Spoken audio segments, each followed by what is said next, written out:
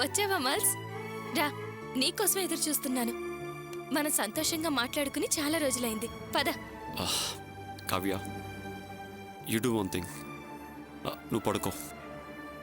ఈ బుక్లో ఒక ఇంపార్టెంట్ చాప్టర్ ఉంది. నేను అది ఫినిష్ చేసి పడుకుంటా. Good night.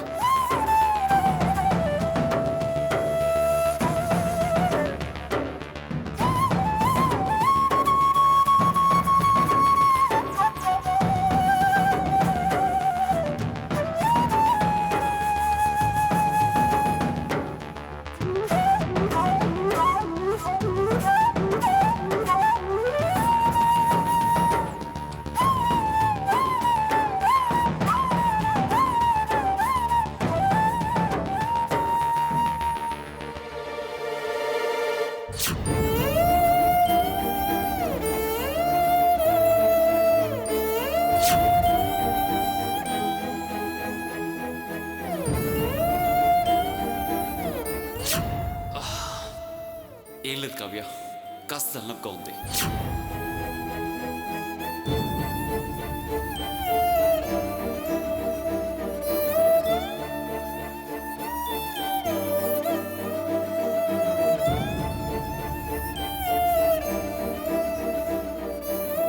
మల్స్, పాలు తీసుకొచ్చాను, తొందరగా రండి.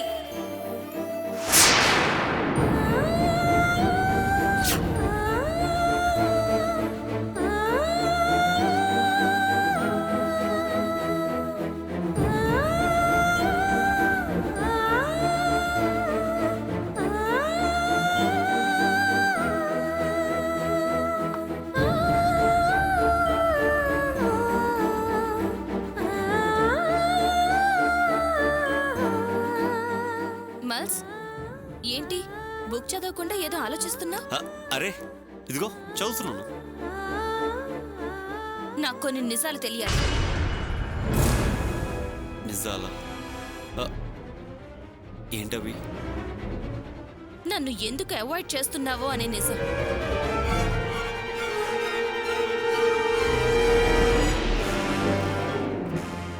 దాని కారణాలేంటో తెలియాలి. కావ్య, అసలు ఏం మాడుతున్నావు? నాకేం అర్థం కావట్లేదు. నాకు అర్థమైంది. మీరేదో మనసులో పెట్టుకుని కావాలని నన్ను దూరంగా ఉంచుతున్నారు. ఎందుకు అలా చేస్తున్నారు? మీ దృష్టిలో నేను చులకనైపోయానా? యాక్సిడెంట్లో దెబ్బలు తగిలి ఆపరేషన్ అయ్యి అందవికారంగా తయారయ్యానా? నన్ను చూస్తే అసహ్యం వేస్తుందా, లేకపోతే నేనంటే నచ్చట్లేదా? చెప్పు Mals. Kavya, what happen to you? ఏమైంది నీకు? Is everything okay? ఎందుకు ఇలా అర్థం లేకుండా మాడుతున్నావు? నేనేం అర్థం లేకుండా మాట్లాడడం లేదు. మీ ప్రవర్తనలో మార్పు వచ్చింది. మీ మాటల్లో తేడా, మీ చూపుల్లో తేడా, మీ కళ్ళల్లో ధైర్యం తగ్గింది. మీ మాటల్లో నిజం కనిపించడం లేదు. నన్ను దూరంగా ఉంచుతూ ఎందుకు అవమానపరుస్తున్నారు? కావ్య, యు మిస్టేకెన్ మీ. నువ్వు నా గురించి అనుకున్నవేమీ లేవు. ఖచ్చితంగా ఉంది. మనిద్దరం ఒంటరిగా ఉన్నప్పుడు కనీసం నా మొహం వంక సూటిగా చూసి మాట్లాడడం లేదు. ఒంటరిగా ఉండే ప్రయత్నం చేస్తున్నారు. ఎందుకు? నాకు నిజం చెప్పు మల్స్, ప్లీజ్ చెప్పు. కావ్య, అదేమీ లేదు. నేను మామూలుగానే ఉన్నాను. నువ్వే నా గురించి ఏదేదో ఊహించుకుంటున్నావు. ఊహించుకుంటున్నానా? నో. నేను ఈ మధ్య మిమ్మల్ని అబ్జర్వ్ చేస్తున్నాను. ఒకసారి బాగా అలసిపోయానంటున్నారు, మరోసారి తలనొప్పి అంటున్నారు, లేదా రాత్రులు ఆలస్యంగా వచ్చి ఎర్లీ మార్నింగ్ లేచి వెళ్ళిపోతున్నారు. ఇప్పుడు కూడా నేను సరదాగా మాట్లాడదామని ఆశపడితే చదువుకోవాలని చెప్పి ఏదో ఆలోచిస్తూ కూర్చున్నారు. అసలు పొంతం లేకుండా నా నుంచి దూరంగా ఉండే ప్రయత్నం చేస్తున్నారు. ఏం తప్పు చేశానని ఇలా దూరం మెయింటైన్ చేస్తూ శిక్షిస్తున్నారు? చెప్పండి, ఎందుకు నాకు ఇలాంటి శిక్ష విధిస్తున్నారు? Kavya, can you please stop it? నువ్వేం తప్పు చేయలేదు.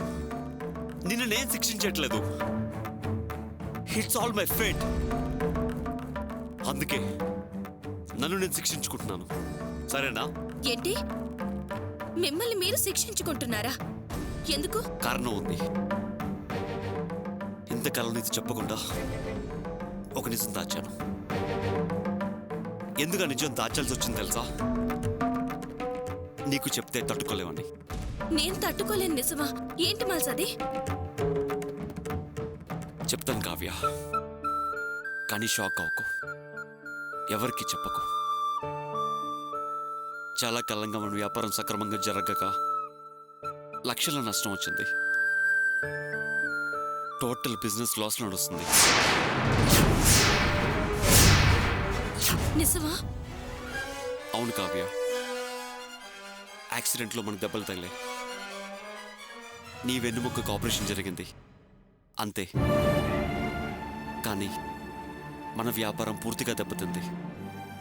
మన ఎకనామిక్ స్టేటస్ కొలాప్స్ అయింది. ఏంటి మల్స్ నువ్వు అనేది? నాకు కాస్త అర్థమయ్యేటట్టు చెప్పు. యాక్సిడెంట్ నుంచి కోలుకొని నేను మళ్ళీ ఆఫీస్కి వెళ్ళే లోపు మన కంపెనీ షేర్ వాల్యూస్, మన బయట ఇన్వెస్టేషన్ షేర్ వాల్యూస్ అన్నీ డౌన్ అయ్యాయి. దాంతో మన కాంట్రాక్ట్స్ మన చేతుల నుంచి వెళ్ళిపోయాయి. టోటల్ కంపెనీ క్రైసిస్లోకి వెళ్ళిపోయింది. మన దగ్గర పనిచేసే ఎంప్లాయీస్కి సాలరీస్ పే చేయని ఆక్వర్డ్ పొజిషన్ మంది. మల్స్, నేను నమ్మలేకపోతున్నాను. కొన్ని సందర్భాల్లో కొన్ని నిజాలు నమ్మశక్యంగా ఉండవు. మన కంపెనీ ప్రజెంట్ కండిషన్ని చేంజ్ చేసి ఓల్డ్ పొజిషన్ తీసుకురావడం కోసం నాకు నేను స్ట్రగుల్ చేస్తున్నాను. ఇలాంటి సమయంలో సుఖ సంతోషాలకు స్థానం ఉంటుందా? చెప్పు కావ్య. నా మానసిక స్థితి ఆనందం కోసం ఆరాటపడగలదా? నా బాధ నాళ్ళని దాచుకుని అందరి ముందు సంతోషంగా ఉన్నట్టు నటిస్తున్నాను. కానీ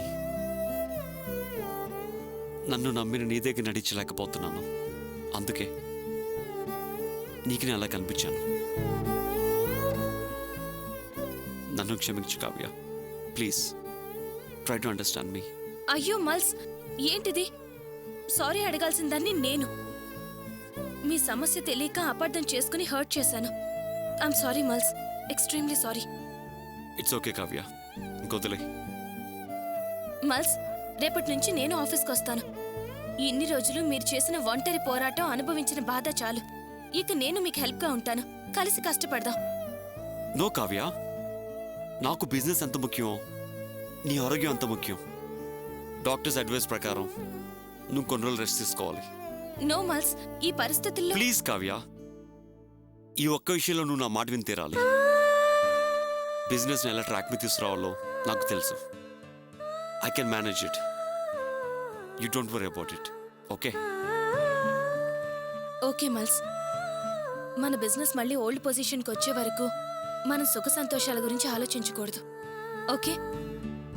నేను మీకు సాయంగా ఉంటానే కానీ ఇబ్బంది పెట్టను.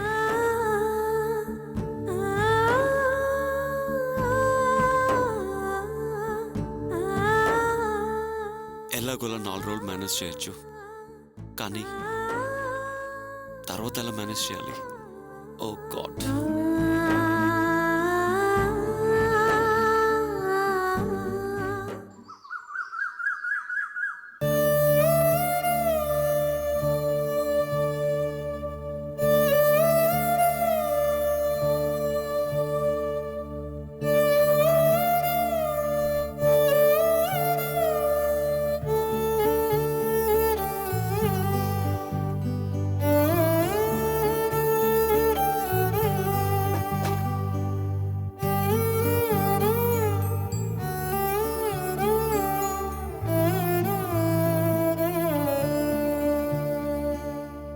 ఏంటమ్మా అలా ఉన్నా?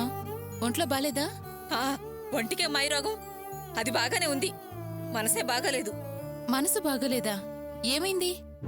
నీ పెళ్లి జరుగుతుందో లేదోనని భయంగా ఉంది. ఎందుకలా అపశకున మాటలు మాట్లాడతావు? మంచి మాటలు మాట్లాడడం నీ నోటికి రాదా? ఏమే, నాకు మాత్రం అలా మాట్లాడాలని సరదానా? నీ పెళ్లికి 30 తులాలు బంగారం పెట్టాలి, కానీ నా దగ్గర 5 తులాలే ఉంది. దాన్ని మీ నాన్న కంట పడకుండా నానా కష్టాలు పడి కాపాడుకుంటూ వచ్చాను. ఇప్పుడు మిగతా 25 తులాల బంగారానికి ఎక్కడికి వెళ్ళాలి? అవతల పెళ్లికి 3 రోజులు టైం ఉంది. అది తలుచుకుంటేనే బిక్కు బిక్కుమంటుంది, గుండె దడదడలాడుతుంది.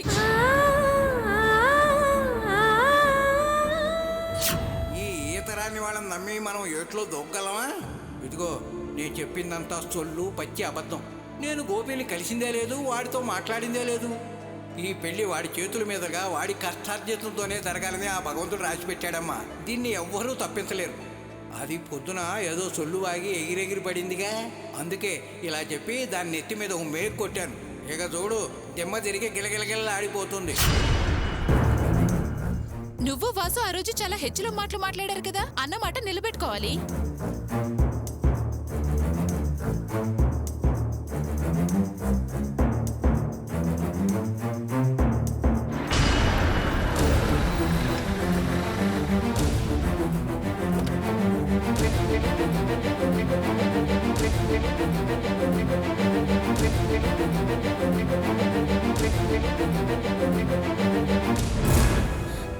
రాణి, వస్తే రాణి. రాణి, పెళ్లివారు వస్తున్నారే, నువ్వు లోపలే ఉండు. నేను పిలిచేదాకా బయటికి రాకు, వెళ్ళు.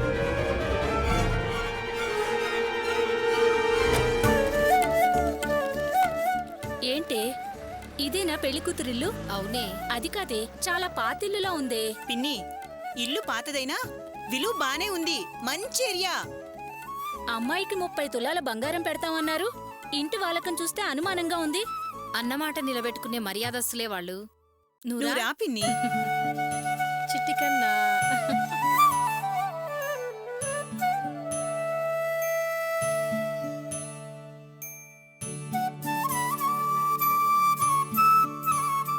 వదిన గారు. అరే వదిన గారు, మీరా? బాగున్నారా? బాగున్నామండి. ఏమ్మా సరోజా, నువ్వెలా ఉన్నావు? బాగున్నానండి. మీ వారెలా ఉన్నారు? బాగున్నారు. మీరెలా ఉన్నారు? బాగున్నానమ్మా. రండి రండి రండి. రా పిన్ని. అత్తయ్య, ఆ, మా పెద్ద పిన్ని, మా చిన్న పిన్ని. నమస్కారం అండి.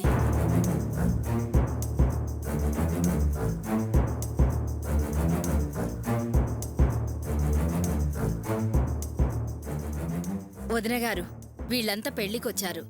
ఒకసారి అమ్మాయిని మీ ఇంటిని చూస్తామంటే తీసుకొచ్చాను. మంచి పని చేశారు. అమ్మా రాణి, రాణి, అందరికి మంచినీళ్ళు తీసుకురామ్మా. అమ్మా, మీరంతా స్థితిమంతులు. సోఫాల్లో కూర్చుని అలవాటుంది. మా ఇంట్లో ఆ సౌకర్యం లేదు. చాప మీద కూర్చోబెడుతున్నానని ఏమీ అనుకోకండి. ఉండండమ్మా.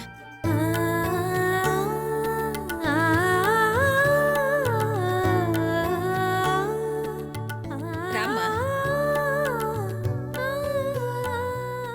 అందరికీ కాఫీలు ఇవ్వమ్మా.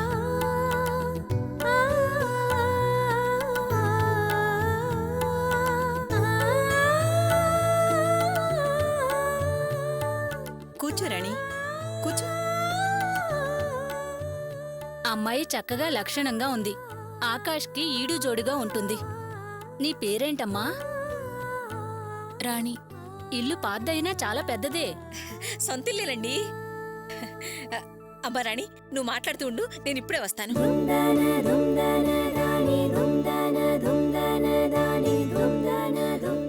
వీళ్ళేంటి అనుకోకుండా ఊడిపడ్డారు. ఇప్పుడు బంగారం గురించి అడిగితే నేనే సమాధానం చెప్పాలి? భగవంతుడా.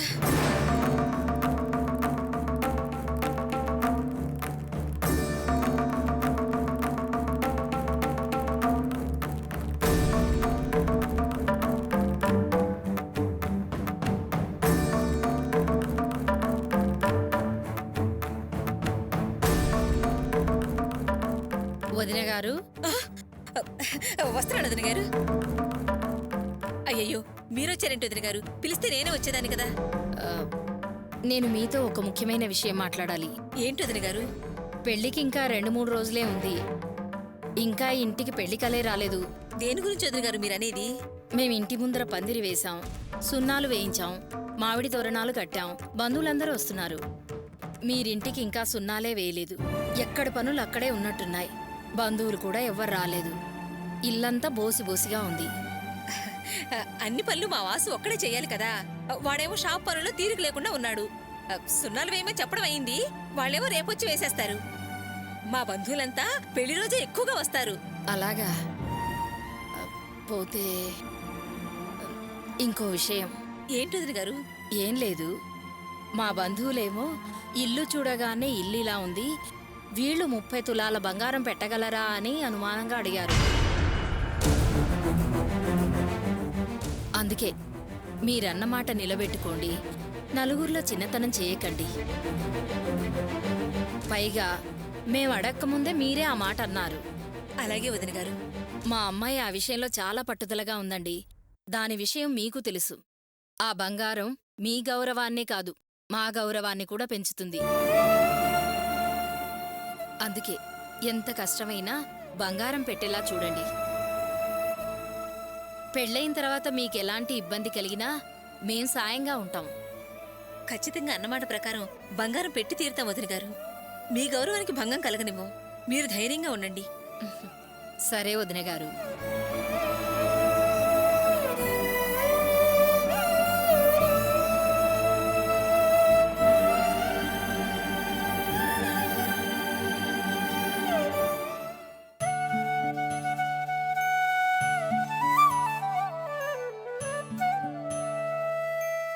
ప్రియా, ఓ ప్రియా, ఏంటమ్మా? మహారాణిలాగా లోపలే ఉండి ఏంటి ఎందుకు అంటావేంటి? పెద్దదాన్ని పిలుస్తున్నానుగా, ఒక్కసారి బయటికి రావచ్చు కదా. ఈ ముసల్దొకటి ఎప్పుడు అరుస్తూనే ఉంటుంది. ప్రశాంతంగా తిండి కూడా తినివ్వదు. రావేంటి? వస్తున్నా. తొందరగా రావే. ఏంటమ్మా పిలిచారు? అదిగో కొంచెం ఆ డబ్బా తీసిపెట్టు. పెద్దదాన్ని కదా తీసుకోలేకపోతున్నాను.